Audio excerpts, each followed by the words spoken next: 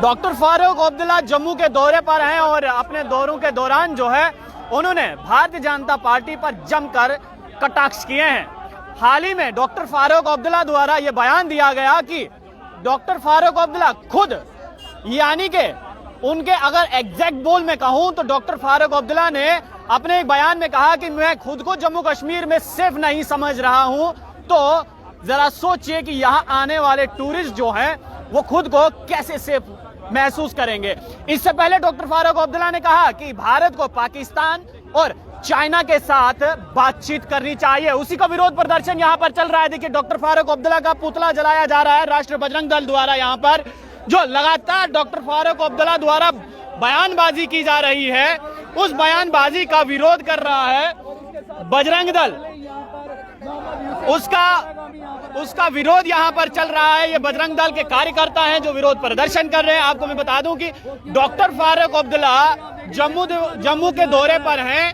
उन्होंने पहले ये कहा कि पाकिस्तान के साथ और चाइना के साथ बातचीत करनी चाहिए भारत सरकार को, इसके अलावा कोई चारा नहीं है। और बार बार अटल बिहारी वाजपेयी का हवाला देते हुए एक ही बात पर रट लगाई कि जो बातचीत पहले अटल बिहारी वाजपेयी ने की थी पाकिस्तान के साथ, वैसे ही पाकिस्तान के साथ भारत को अब फिर से बातचीत करनी होगी।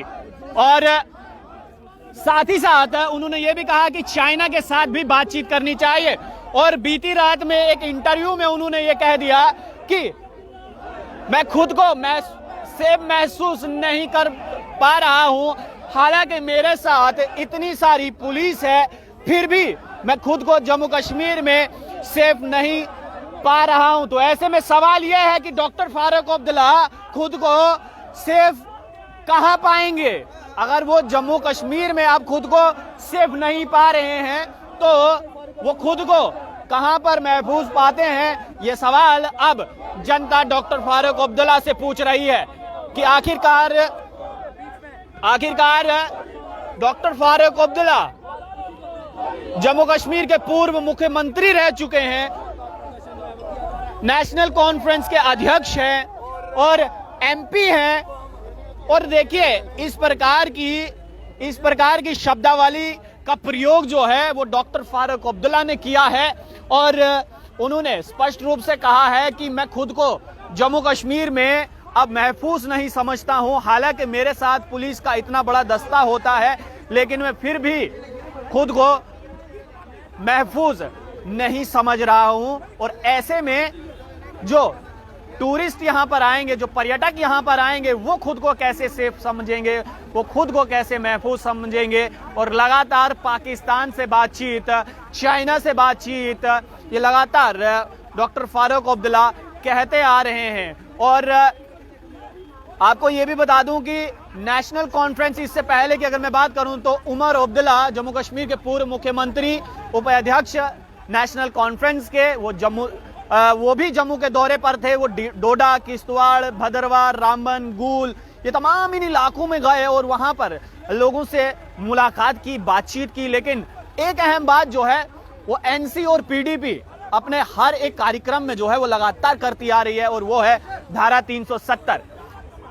एनसी और पीडीपी का लगातार ये कहना है कि अनकॉन्स्टिट्यूशनली 370 और 35A को जम्मू कश्मीर से हटाया गया। यहां पर जनता से नहीं पूछा गया, यहां पर असेंबली को डिसॉल्व करके इसको जबरदस्ती जबरन धारा 370 और 35A को जम्मू कश्मीर से हटाया गया है। और विरोध प्रदर्शन जो है वो बजरंग दल यहां पर कर रहा है। राकेश बजरंगी हैं, इनसे भी हम बातचीत करेंगे कि कसनी चाहिए और केंद्र सरकार को भी जल्द से जल्द इनके ऊपर कड़ा संज्ञान लेते हुए इनको जेलों में डाल देना चाहिए। डॉक्टर फारूक अब्दुल्ला ने कश्मीर के युवाओं की कुर्बानी मांगी है, कहा है कि जिस तरह से किसान आंदोलन में किसानों की कुर्बानी हुई, 370 के लिए आप भी देखिए, सीधे सीधे युवाओं को भड़काने का काम और उनको आतंकवाद की ओर धकेलने का काम जब फारूक अब्दुल्ला कर रहा है। जिस प्रकार से उन्होंने कहा कि कुर्बानी के लिए तैयार रहना चाहिए, इसका क्या मतलब बनता है? इसका मतलब तो फारूक अब्दुल्ला बताएंगे। लेकिन कुछ सवाल जब मिलिटेंसी के ऊपर, जब देश के बारे में कोई मीडिया वाले पूछते हैं तो भड़क जाते हैं कि मैं आपसे बात नहीं करूंगा। भाई, बात क्यों नहीं करें? जवाब, सवाल पूछना मीडिया का काम है और जवाब देने के लिए आप बाध्य हैं, क्योंकि आप देश के अंदर राजनीति कर रहे हैं, आप यहाँ पर सीएम रहे हैं और मौजूदा आप सांसद हैं श्रीनगर से, तो आपको तो बाध्य हैं आप यहाँ पर जवाब देने के लिए, फिर भड़कने वाली कौन सी बात होगी?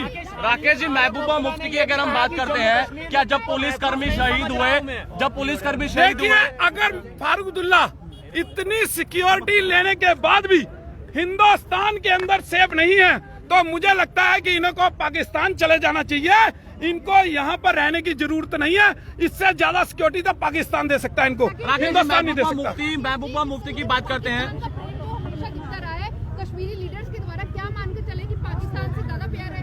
देखिए जितना भी ये गुपकार गैंग हैं, ये लगातार पाकिस्तान प्रेम दर्शाते आए हैं और लगातार मिलिटेंसी बढ़ाने का काम भी इन्हीं के द्वारा हुआ है। जिस प्रकार से इनके भड़काऊ बयान, जिस प्रकार से लगातार वहां के युवाओं को बहलाना फुसलाना, जिस प्रकार की ये राजनीति कर रहे हैं, तो ये कहीं भी हिंदुस्तान के लिए ठीक नहीं है।